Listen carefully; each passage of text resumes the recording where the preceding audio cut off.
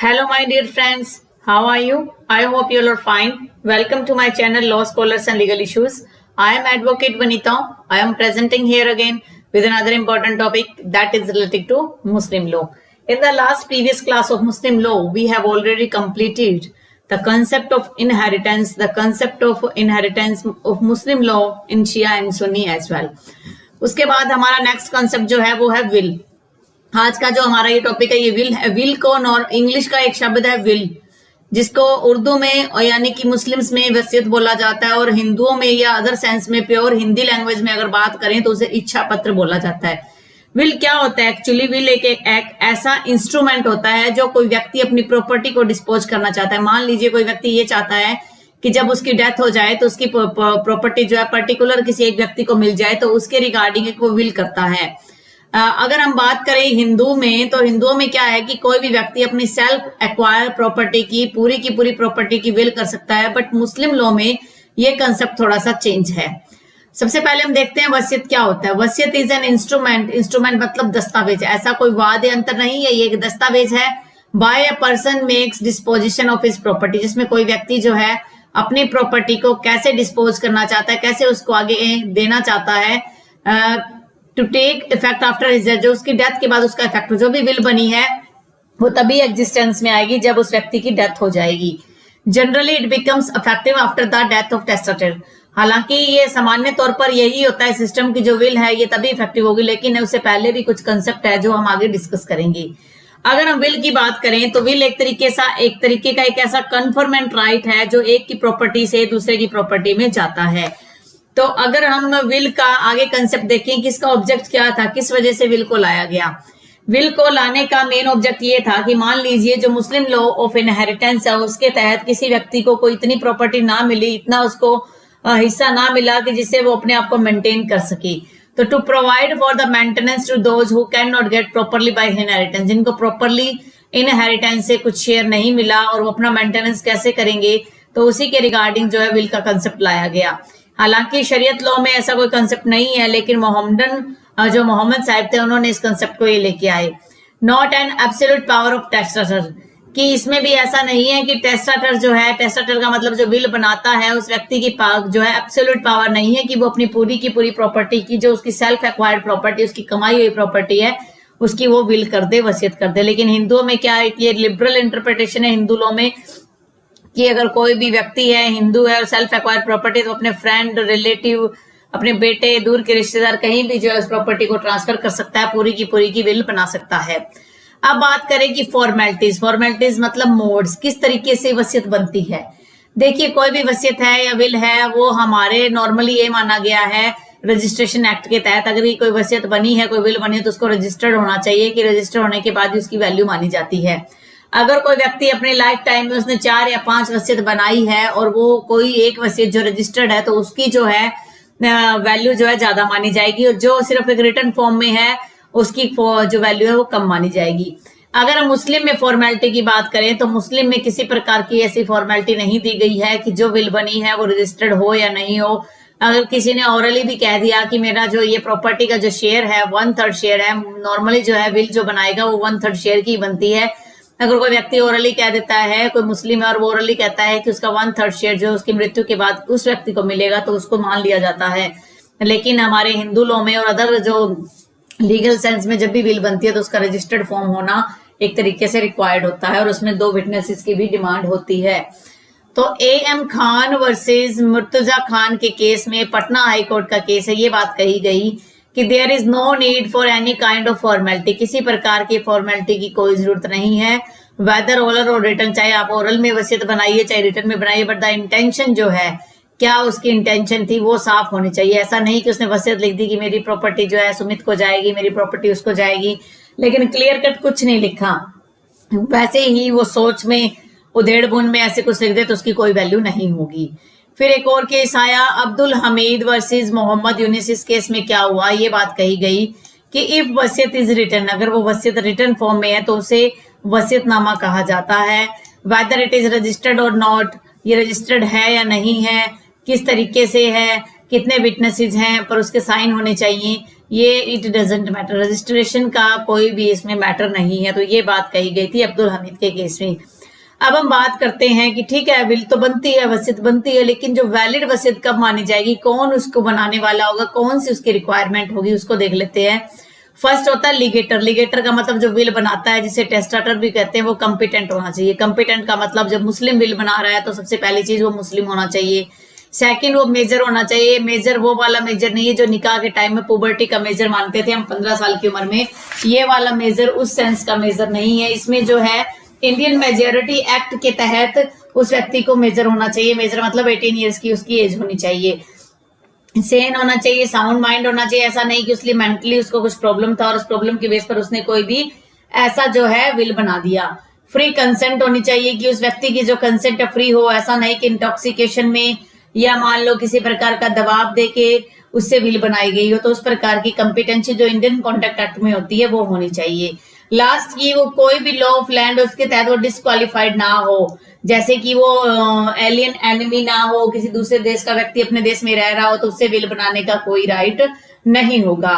अब अगला पॉइंट आ जाता है कि अगर मान लीजिए जो लीगेटर है, जिस व्यक्ति ने विल बनाई है, उस व्यक्ति ने विल बनाने के बाद सुसाइड कर लिया है, तो क्या वो विल वैलिड मानी जाएगी। सुनी लो तो ये कहता है कि चाहे उस व्यक्ति ने सुसाइड कर लिया हो, उससे पहले अगर उसने विल बना दिए तो वो विल जो है वो वैल्यू देगा, उसको वैलिड माना है। लेकिन जब शिया लो की बात कहते हैं वो कहता है वॉइड। वॉइड किस सेंस में कहता है कि मान लीजिए आज विल बनाई है और आज शाम को ही उसने सुसाइड कर लिया तो वो विल जो है वॉइड होगी। शिया लो कहता है कि मान लीजिए आज विल बनाई है और आज से तकरीबन 5-6 साल के बाद या 5-6 महीने के बाद अगर वो सुसाइड कर लेता है तो वो वैलिड मानी जाएगी। If there is no link between attempt and committing suicide, की जो ये विल बनाई है और उसने सुसाइड अटेम्प्ट किया, उसके बीच में किसी प्रकार का कोई लिंक नहीं है, तो ये विल जो है दोनों ही लॉ में, वेदर दैट इज सुन्नी और शिया, दोनों में ही वैलिड माना जाएगा।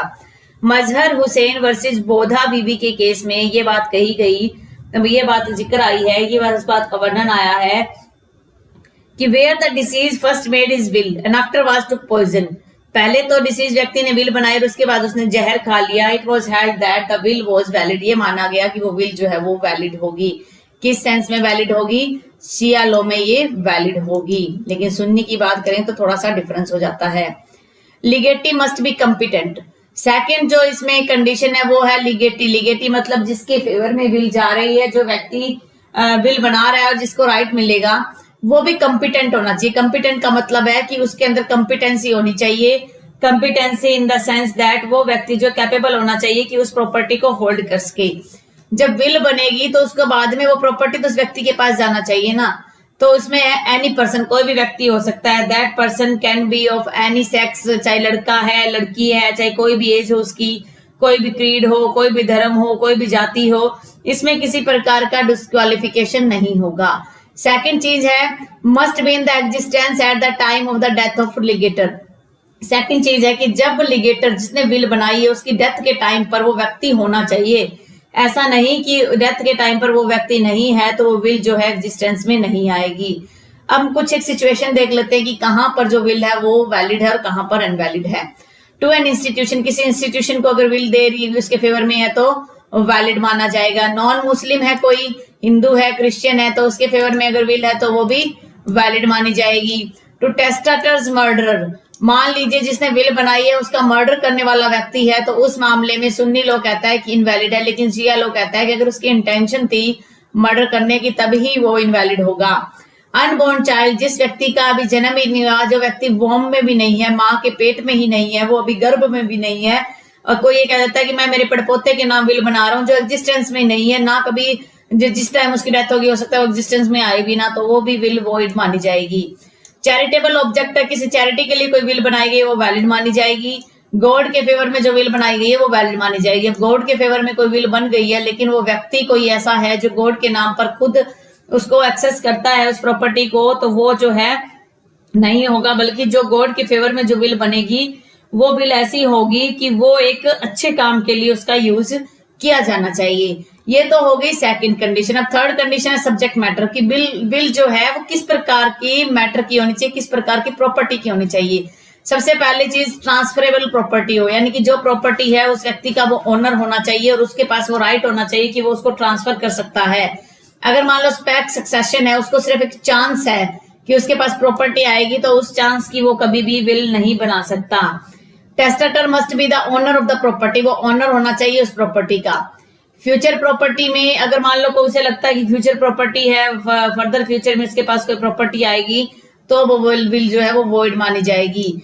अगर मान लो वो किसी प्रकार की कंडीशन रख देता है कि अगर एक एग्जांपल ले लिए कि एक कंडीशन लगा दी कि अगर कोई वो एक्ट होता है तभी उसको विल प्रिवेल करेगी, तो वो वॉइड मानी जाएगी।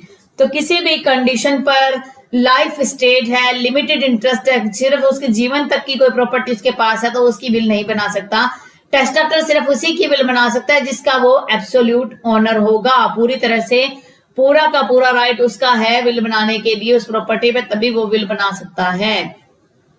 अब बात करते हैं टेस्टामेंट्री पावर की, कि जो भी विल बनती है वो 1/3 शेयर की बनती है, और उस 1/3 शेयर में भी आगे कुछ कंडीशंस हैं, लिमिटेशंस हैं। अगर वो इन फेवर ऑफ हेयर के, जो उसके हेयर है, जब हम हेयर की बात करते हैं, हमने शिया लॉ और सुन्नी लॉ दोनों के हेयर की बात की थी।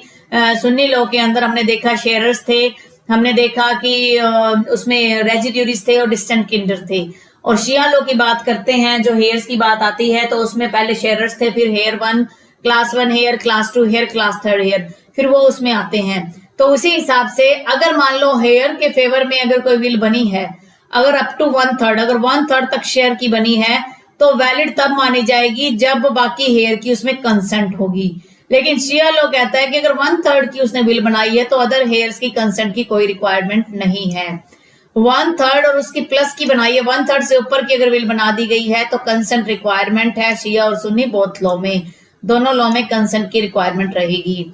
अब बात करते हैं in favour of non heir. जो नॉन हेयर है, जो दूर के रिश्तेदार हैं, जो इन कैटेगरी में नहीं आते, जो डिस्टेंट किंडर में भी नहीं आते, जो शेयरर में भी नहीं आते, रेजिड्यूरी में भी नहीं आते, और शिया लॉ के हिसाब से जो आप कह सकते हो क्लास 1 हेयर में भी नहीं आते, कोई ऐसे रिश्तेदार हैं जो हेयर नहीं है, तो उनको अगर 1/3 तक अगर आपने उसका विल बनाया है, तो बिना कंसेंट के सुन्नी में भी उसकी वैल्यू है और शिया लॉ में भी उसकी वैल्यू है, तो दोनों में वो वैलिड माना जाएगा। लेकिन जब 1/3 प्लस की बात आएगी तो दोनों में ही कंसेंट की रिक्वायरमेंट है। और जब ये कंसेंट की बात होती है, ये नहीं कि जब उस व्यक्ति ने विल बनाई थी तो वो कंसेंट लेगा, ये कंसेंट की बात आती है जब उस व्यक्ति ने विल बनाई और उस व्यक्ति की जब डेथ हो जाती है, डेथ के बाद जब वो विल के तहत किसी और व्यक्ति के पास राइट जाता है, तब इस कंसेंट की रिक्वायरमेंट रहती है। हालांकि शिया लॉ में ये कंसेंट पहले भी दी जा सकती है, लेकिन सुन्नी लॉ में ये कंसेंट जो है बाद में ही दी जाएगी। ये जो हम डिफरेंसेस और डिस्कस करेंगे लास्ट में, तो उस टाइम आपको बता देती हूँ। अब बात आती है कि अगर कोई विल बन गई, उसको रिवोक कैसे करेंगे। रिवोक का मतलब है वो खत्म किस तरीके से हो सकती है। मान लीजिए किसी ने गलती में विल बना दी थी, किस तरीके से रिवोक हो जाएगी, मेथड क्या होगा। कोई व्यक्ति ये सोचता है, पहले उसने विल बनाई अपने बेटे के फेवर में, बाद में वो बेटा जो है उसकी इल ट्रीटमेंट करने लगा, उसके साथ सही व्यवहार नहीं रखता, तो फिर वो अपने विल को रिवोक करना चाहता है, तो किस तरीके से रिवोक होगा। इसमें रजिस्ट्रेशन तो है नहीं, तो रिवोक का कोई इश्यू नहीं आने वाला। एक्सप्रेस फॉर्म में भी वो रिवोक कर सकता है, ओरली कह देगा कि मैं भी विल को कैंसिल कर रहा हूँ, रिटन फॉर्म में लिख के भी कह सकता है कि मैं विल को कैंसिल कर रहा हूँ। इम्प्लाइड फॉर्म में भी वो रिवोक कर सकता है। इम्प्लाइड फॉर्म का मतलब है कि मान लीजिए जिस प्रॉपर्टी की उसने विल बनाई थी, वो विल जो है अब उसने बेच दी है, आगे किसी और व्यक्ति को ट्रांसफर कर दी है, तो जब वो आगे किसी व्यक्ति को ट्रांसफर कर रहा है तो उसके अंदर क्या है कि वो रिवोकेशन सब्सिक्वेंट ट्रांसफर से भी हो जाएगा। अगर एग्जांपल के तरीके से हम समझें, मान लीजिए ए है कोई व्यक्ति, उसने विल बनाई, विल में उसने वो प्रॉपर्टी जो है वो बी को दे दी। विल में जब उसने बी को प्रॉपर्टी दी और बाद में इस प्रॉपर्टी को उसने क्या करा, सी को सेल कर दिया, तो ऑटोमेटिक अब जो विल है वो रिवोक हो जाएगी। फिर है डेथ ऑफ लिगेटी। लिगेटी मतलब जिसके फेवर में विल करी है, वो विल के ऑपरेशन से पहले ही उसकी डेथ हो जाती है। विल के ऑपरेशन का मतलब है कि जिस व्यक्ति ने विल बनाई वो अभी जिंदा बैठा है और डेथ हो गई है लिगेटी की, तो उस फैमिली में सुन्नी लॉ तो ये कहता है कि मान लो लिगेटी की डेथ हो जाती है, जिसके फेवर में विल की गई है, अगर उसकी डेथ हो जाती है तो वो जो प्रॉपर्टी है वो वापस रिवर्ट बैक कर जाएगी जिसने विल बनाई थी उसके फेवर में। बट शिया लॉ ये कहता है कि रिवर्ट बैक नहीं करेगी, लीगल हेयर को चला जाएगा। लेकिन अगर मान लो लिगेटी था और उसके आगे हेयर ही नहीं है, कोई उत्तराधिकारी नहीं है उसका, तो इनहेरिटेंस में किसके जाएगा, तब वो रिवर्ट बैक करेगी, अदरवाइज रिवर्ट बैक नहीं करेगी। तो इस मामले में शिया लॉ कहता है कि लीगल हेयर में चली जाएगी, सुन्नी लॉ कहता है कि रिवर्ट बैक हो जाएगी। अब हम बात करते हैं अबैटमेंट ऑफ लेगेसीज की। दो टर्म है जो कई बार एग्जाम में पूछ लिया जाता है और हमें भी इस बारे में नॉलेज होनी चाहिए। ये कब यूज होता है? ये यूज होता है, ये दोनों टर्म्स यूज होती है, प्रेफरेंशियल ट्रीटमेंट और रेटेबल डिस्ट्रीब्यूशन। प्रेफरेंशियल का मतलब होता है प्रेफर करना। पहले मान लीजिए 3 व्यक्तियों के फेवर में कोई विल बनाई गई है और उसमें जो व्यक्ति प्रेफर करता है, फर्स्ट नंबर पे जो व्यक्ति आता है उसको जो है प्रेफरेंशियल राइट बोला जाता है, उसको प्रेफरेंशियल प्रेफर किया जाएगा पहले। तो अगर मान लीजिए एक एग्जांपल है, ये जब भी अप्लाई होगा, ये प्रेफरेंशियल ट्रीटमेंट सिर्फ शिया लॉ में अप्लाई होता है और रेटेबल डिस्ट्रीब्यूशन सुन्नी लॉ में अप्लाई होता है। प्रेफरेंशियल का मतलब है it means if will of more than 1/3 share से ज्यादा की विल की गई और मोर लिगेटी है। लिगेटी मतलब बहुत ज्यादा, एक से ज्यादा व्यक्तियों में जो विल को बनाई गई है। जिन द प्रेफरेंशियल लिगेटी, जो उनमें प्रेफरेंशियल हो, जो प्रेफर करेगा उसको 1/3 का शेयर मिल जाएगा और बाकी जो है उससे एक्सक्लूड हो जाएंगे। तो ये रूल क्या है प्रेफरेंस का, ये अलग अलग जगह पर अलग अलग तरीके से डिफाइन किया गया है। तो इसके अंदर ज्यादा कंफ्यूजन की रिक्वायरमेंट नहीं है, क्योंकि हमें इतना डिटेल में पढ़ने की जरूरत ही नहीं है। जब कभी भी एग्जाम में आएगा तो एग्जाम ये कहता है कि एग्जाम की जब बात होगी तो उसके अंदर सुन्नी लॉ को ही प्रेफरेंस दिया जाता है। तो हमें ये टर्म यूज पता होनी चाहिए कि प्रेफरेंशियल ट्रीटमेंट शिया लॉ में किया जाता है और प्रेफरेंस के बेस पर जो है विल के तहत प्रॉपर्टी ट्रांसफर होती है। रेटेबल डिस्ट्रीब्यूशन का मतलब है अप्लीकेबल इन सुन्नी लॉ। सुन्नी लॉ में इसका मतलब है रेटेबल डिस्ट्रीब्यूशन की मान लो 3 लिगेटी थे तो तीनों के फेवर में जो है डिस्ट्रीब्यूट हो जाएगी जो भी प्रॉपर्टी होगी। It means if will of more than 1/3 two more legatee then share will be divided into equal proportion. कह रहा है कि एक से ज्यादा लिगेटी हैं तो उसमें इक्वल प्रोपोर्शन में जो है वो डिवाइड हो जाएगा। तो ये बात करता है सुन्नी लॉ। अब हम देखते हैं डिफरेंस शिया लॉ और सुन्नी लॉ में क्या डिफरेंस है। तो ये लास्ट हमारा डिफरेंस वाला कंसेप्ट हम समझ लेते हैं। डिफरेंस कहता है कि जब वसीयत बनती है 1/3 प्रॉपर्टी की टू एन हेयर, किसी भी उत्तराधिकारी के फेवर में अगर आती है तो बिना कंसेंट के भी वो वैलिड, विदाउट कंसेंट जो है इज वैलिड होगा। यहाँ विदाउट कंसेंट नहीं है, सॉरी, यहां पर आएगा विद कंसेंट। वसीयत of property of 1/3 of an heir with consent से जो है वो वैलिड माना जाएगा, विद कंसेंट के साथ वैलिड माना जाएगा। लेकिन इधर जो है विदाउट, ये विदाउट कंसेंट जो वर्ड है इसको मैं दोबारा से लिख देती हूँ यहाँ पे, इज इनवैलिड, इनवैलिड माना जाएगा, इसको इनवैलिड माना जाएगा। और सिया की बात करेंगे तो वैलिड माना जाएगा, उसमें कंसेंट की रिक्वायरमेंट नहीं है।